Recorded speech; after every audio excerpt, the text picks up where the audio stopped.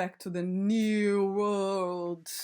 E voltamos à parte 2, então, para a gente entrar, né? Bem-vindos à porta de entrada ou porta de saída.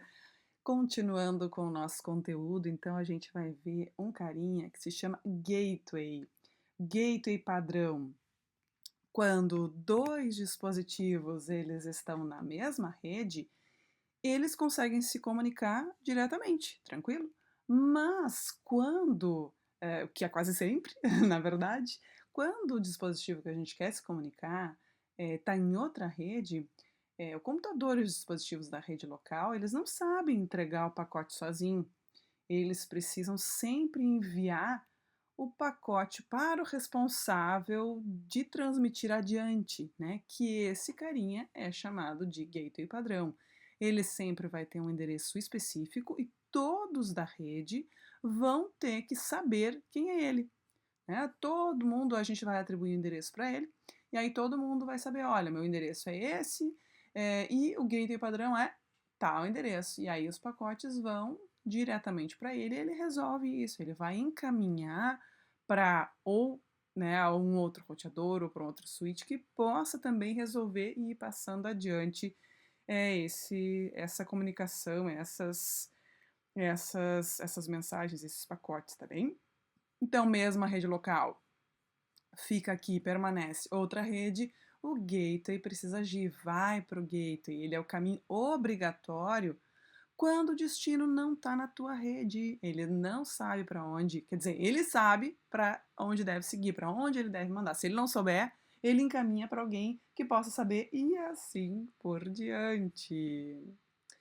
Então, por exemplo, eu tenho, voltando aos nossos endereços ICP, eu tenho um endereço aqui de rede local. Não são muitos endereços que a gente pode utilizar em rede local, tá? Por isso que eu estou utilizando só este, mas eu utilizei aqui na rede B um outro endereço possível de rede local, que é o 10.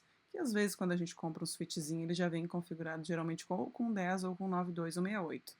Tem um outro que a gente também é permitido usar, que é 172.16, alguma coisa assim, eu nunca lembro de cor.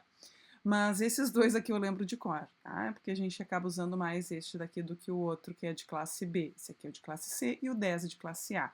Então é um pouco, vocês viram que endereços IP ainda tem mais coisas que a gente pode estudar sobre eles. Endereços de rede locais e endereços públicos, que são todos os outros permitidos. Então eu tenho um endereço aqui no computador 0, né, 192.168.1.10, e eu quero enviar para um outro computador, né, de uma outra rede. Então eu tenho o endereço 192.168.1.1, que é o endereço que vai estar configurado, inclusive no PC 0, porque ele é da minha rede, ele é da rede A, ele vai mandar sempre os pacotes quando ele não está dentro da própria rede, ele manda para esse cara e esse cara é a saída, né, dessa rede local, é ele que é responsável, muitas vezes até o firewall está ativado nesse serviço, né, porque o gateway ele é um serviço, antes ele era, até tinham servidores disponíveis para eles, mas com a capacidade dos equipamentos de rede, eles foram aglutinando esses serviços e a gente configura nele mesmo. Tá? Então, esse endereço, esse equipamento é realmente nomeado, né? Ele recebe o endereço que a gente mesmo pode configurar nele, e todas as máquinas a gente também configura que esse é o gateway. A gente configura o IP da máquina, a gente configura a máscara e o gateway. Geralmente são esses três endereços que a gente coloca em cada dispositivo quando a gente faz manualmente. Tá? Então, eu tenho uma mensagem, eu tenho um pacote para um outro computador. Sem o gateway, no. O gateway eu preciso. Sem o gateway não acontece comunicação quando for para outra rede, tá? Então, na rede local, comunicação direta. Em outra rede, eu preciso usar o gateway padrão. Então, aqui eu tenho já dois equipamentos que a gente pode testar ali no Cisco Packet Tracer, no nosso simulador. Então, eu vou configurar um endereço 192.168.1.10. Lembrando da máscara de subrede é que eu tenho 3 octetos, né, fixos com 1, então o meu endereço de rede é 192.168.1, certo? Aqui barra 24, né? 8 bits, mais 8 bits 16, mais 8 bits 24, barra 24, é a representação dessa máscara de subrede aqui. E o gateway, eu posso até denominar ele, mas eu tenho que incluir um roteador e tenho que dizer, olha, o teu endereço é 192.168.1.1 dessa conexão aqui, com o PC0. Com o PC1, eu já tenho que estabelecer outra comunicação. E aí eu vou dizer, olha, é desta rede aqui, desse lado direito, que é o PC1, eu tenho que dizer que o gateway padrão é quem? 192.168.2, que é o endereço de rede deste lado direito, opa, volta. E o computador, no caso, esse aqui é o 10, eu vou configurar ele também. E vou configurar a máscara de subrede 255.255.255.0, ou seja, fixando os 3 primeiros octetos como endereço de rede, lembra? O 10 é o de host, de computador, de dispositivo. E o gateway, eu digo, olha, o 92.168.2.1 é a porta de saída dessa rede aqui, não importa quantos dispositivos vocês colocarem. Quer colocar um switchzinho, que opera geralmente na camada de enlace, que conecta dispositivos de redes locais? Pode conectar. Conecta um notebook, um smartphone, todos eles vocês vão ter que colocar o endereço IP, 192.168.2, que é o endereço de rede, aí um vai ser o 11, aí coloca outro dispositivo, vai ser o 92.168.2.12, que é, né, o endereço de rede eu tenho que repetir, o de host não, é um para cada um. Quem define isso?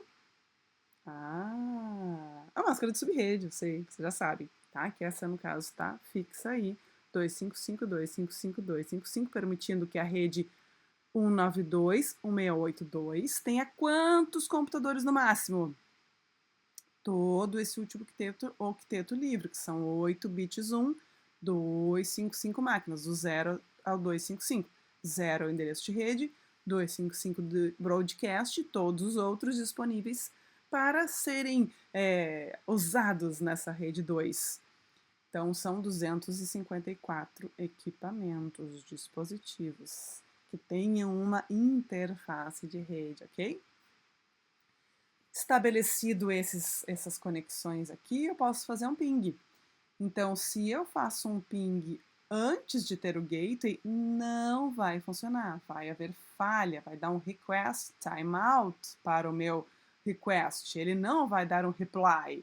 Agora, depois de eu configurar, depois de vocês configurarem o gateway usando esse roteadorzinho aqui e indicando em cada uma das suas máquinas quem é o seu gateway padrão, né, que de uma rede vai ser um, atente nisso, e da outra rede vai ser outro. Mas aí eu consigo estabelecer a comunicação. É assim que a gente consegue sair das redes locais, sair das nossas casas, sair dos ambientes, sair das redes locais para uma outra rede, né? Agora, outro conceito super importante, né? Porque já que a gente começou a falar do gateway, a gente começou a falar dos roteadores, que são esses equipamentos camada 3, que eles já têm serviços que a gente pode configurar neles próprios. E um deles é o roteamento estático, são as tabelas de rotas, para saber para onde eles devem encaminhar, para qual rede eles devem encaminhar. É para a rede 2, é para a rede 3, é para a rede 4. Então a gente pode acessar esses equipamentos e fazer e ter acesso realmente às suas tabelas de rota.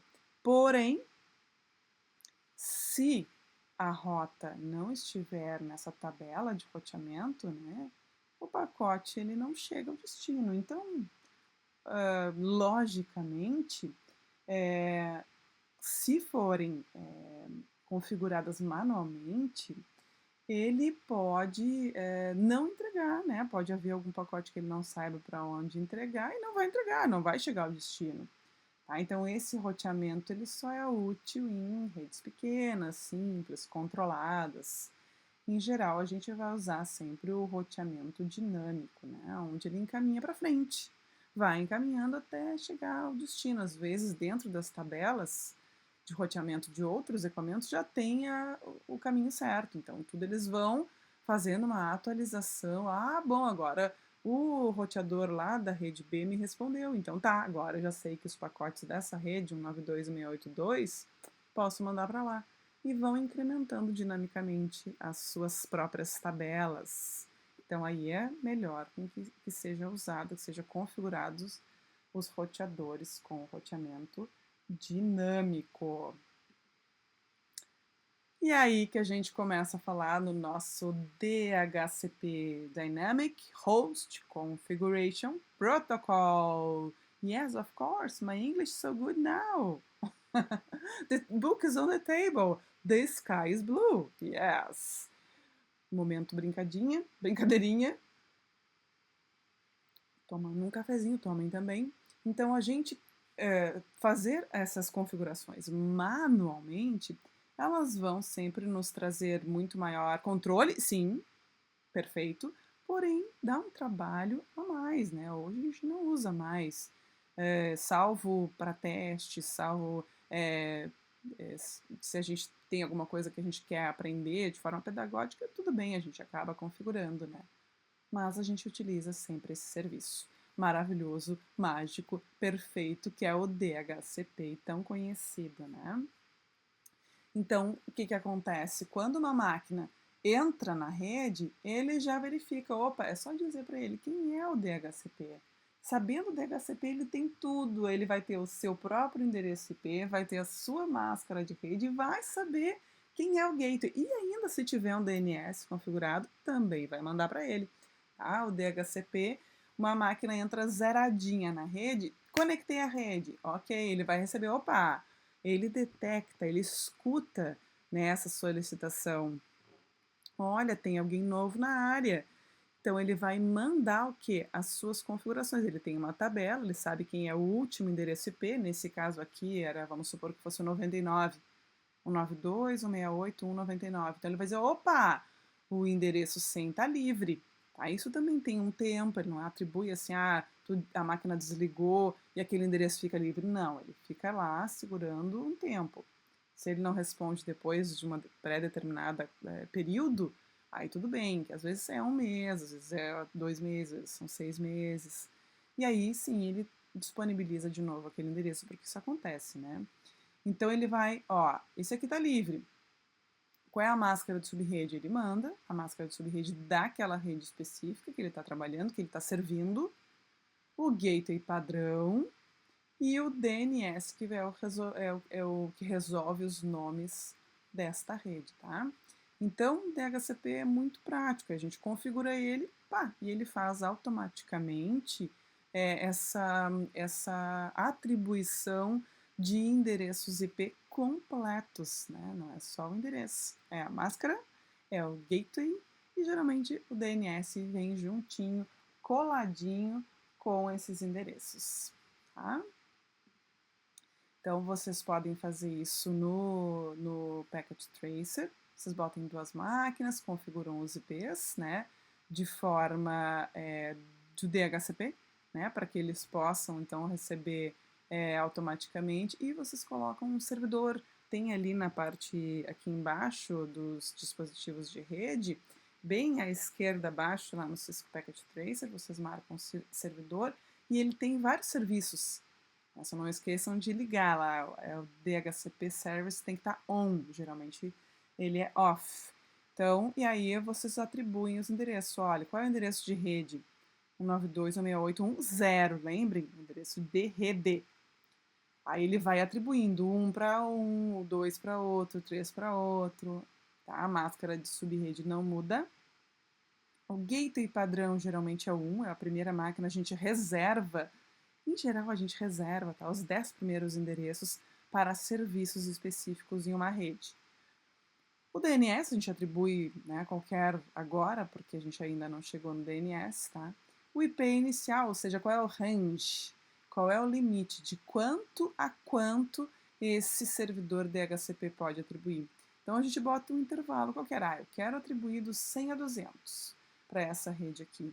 Então aí quando vocês colocam os computadorzinhos, aí vocês vão lá no desktop, ao invés de vocês colocarem o endereço estático, vocês simplesmente vão marcar DHCP e vão testar, né, para ver se ele realmente, se esse protocolo conseguiu, ou se esse cenário lá no Cisco Packet Tracer, vocês conseguiram habilitar esse serviço.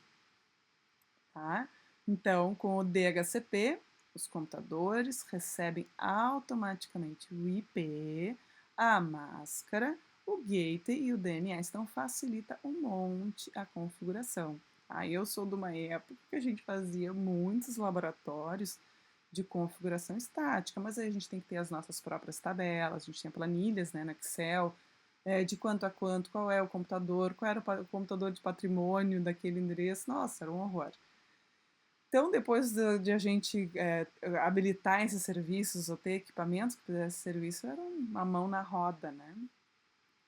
Tá? Então, aqui, só voltando, vocês podem sempre verificar no simulation, ele vai enviando o pacote, né? Quando adiciona um equipamento novo, o equipamento novo ele vai pedir, olha, tem um endereço para mim? Eu não tenho endereço.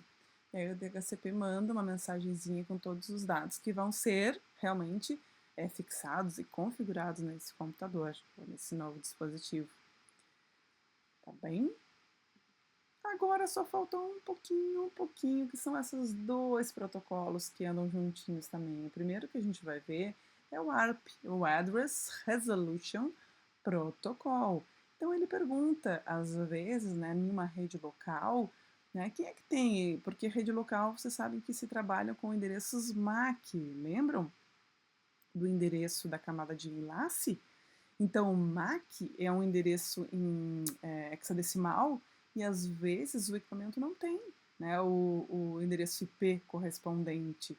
Então, o ARP é o que faz isso, ele faz uma requisição para todos os computadores da rede perguntando, quem é que tem o IP tal, preciso mandar mensagem para ele. Aí as máquinas, quando não é com elas, elas ignoram, e quem realmente tiver aquele endereço, ele já diz, opa, sou eu. E aí ele já vai incluindo também, os feedzinhos já vai incluindo esse IP ao MAC correspondente.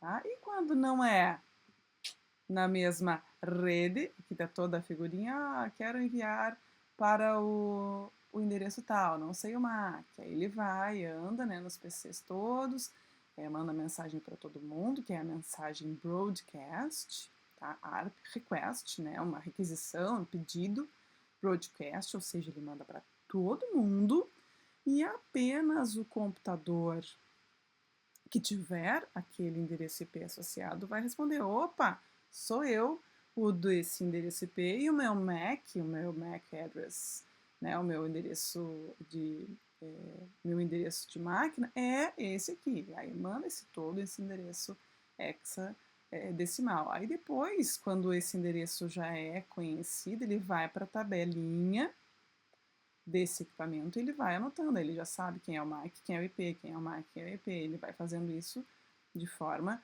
dinâmica. Tá? Então, o protocolo ele manda uma requisição, pergunta para todos, e somente quem faz o reply, ou a resposta, é o IP que está sendo perguntado, e ele manda com o quê? Com o MAC, endereço de rede dele. E agora, nosso queridinho, que vocês já estavam usando, né, o ping, mas vocês não sabiam qual protocolo que atuava nele, que é o Internet Control Message Protocol, certo? Então, o que ele faz? Ele representa o teste de conectividade, tá? Feito pelo ping, né? Então, essa visualização ela né, mostra que a gente tem que sempre, obviamente, numa rede trabalhar junto, né? Então, o ARP ele vai perguntar sempre quem é o endereço de máquina e o ping vai verificar, opa, vou ver se ela tem o endereço IP, se ele já tem o endereço IP, se já está respondendo a mim, senão ele vai ter que perguntar, né? Vai ter que se unir ao ARP para descobrir quem é o IP correspondente, tá?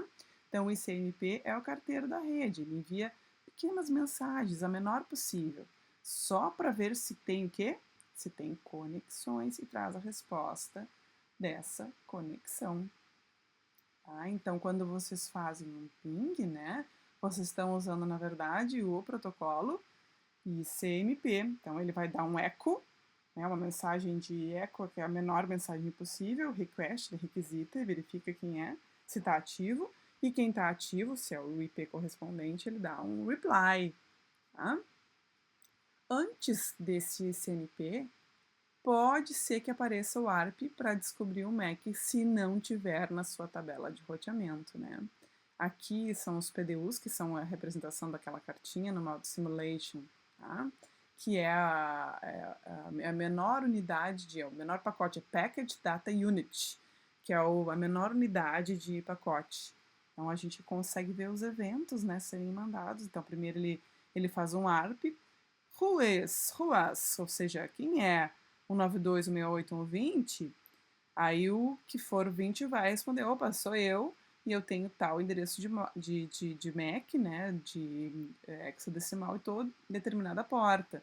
E o switch já anota lá quem é, para depois, da próxima vez, ele não precisa nem fazer essa mensagem broadcast perguntando para todo mundo, não. Ele já vai saber exatamente qual a porta ele deve seguir, tá? Então, o ping, às vezes, usa os dois protocolos. O ARP, primeiro, sempre, para verificar quem é o endereço de máquina daquele IP, e depois ele realmente verifica essa conexão. Então, vocês têm uma atividade que vocês podem utilizar os mesmos cenários que vocês estavam utilizando antes, mas agora você já tem mais propriedade para entender, né? Vocês não vão só replicar a máscara de subrede, vocês vão compreender que ela fixa a parte do endereço da rede, para a gente saber quem é a rede específica e quem é o host nessa parte do endereço de rede.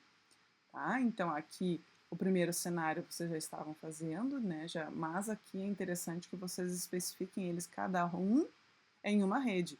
Né? Bom, nesse caso aqui, eles estão na mesma rede. Tá? Então, o ping vai ser com sucesso, que eles estão na mesma rede. No momento que eu duplicar esse cenário aqui ao lado ou abaixo e colocar um 92, 168, 2, 168, 2, 1 e a mesma máscara de subrede, vocês vão ver que esse 2 está em outra rede. Aí necessita de um roteador para ser o gateway. Tá? Aqui tem o passo a passo que eu coloquei na tarefa também. Depois, para resolver dinamicamente, coloque um servidor e configure ele com um endereço de DHCP, com um endereço exclusivo que ele precisa ter para que ele possa, para que as outras máquinas digam quem é o servidor DHCP, né? O switch, na verdade, já vai saber, para que ele atribua dinamicamente esses endereços, tá? E a gente tem o modo Simulation que a gente consegue fazer ou verificar vários, inclusive tem uma pilha lá no modo de simulação, a gente pode editar filtros aqui, ó, e só selecionar os protocolos que a gente quer ver, porque ele traz uma infinidade de protocolos que estão acontecendo na rede, né? Cada protocolo é responsável por uma tarefa, então fica o modo Simulation às vezes enlouquecedor.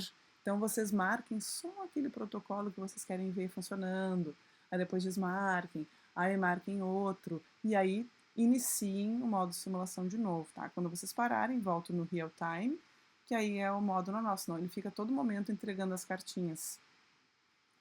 Tá bem? Então, parece simples, pero não é, né? Então, só o que a gente viu foi endereço IP, encaminhamento e comunicação entre redes, pessoal. Ó, super, super compreendido. Não, esse é um conteúdo bem denso. Os vídeos ficaram grandinhos. Tentei já particionar, mas um overview, né, uma revisão de tudo isso, onde vocês têm que ter essas noções. Né? Mas a principal aqui eu diria que é essa aqui. Tá? O principal tópico dessa unidade é em compreender bem o IP e a máscara de subrede, o que a máscara de subrede bloqueia, né? Qual é que ela vai definir quem é o endereço de rede e qual é o endereço de host. Tá? Para que haja comunicação em redes diferentes, esse cara aqui é importante, o gateway. E esses outros protocolos aqui, eles vão vindo, assim, vão vindo, vocês vão trabalhar com eles vão vindo, vão se filtrando devagarinho, tá? Mas o primeiro e o segundo são imprescindíveis. Um beijão e até a próxima!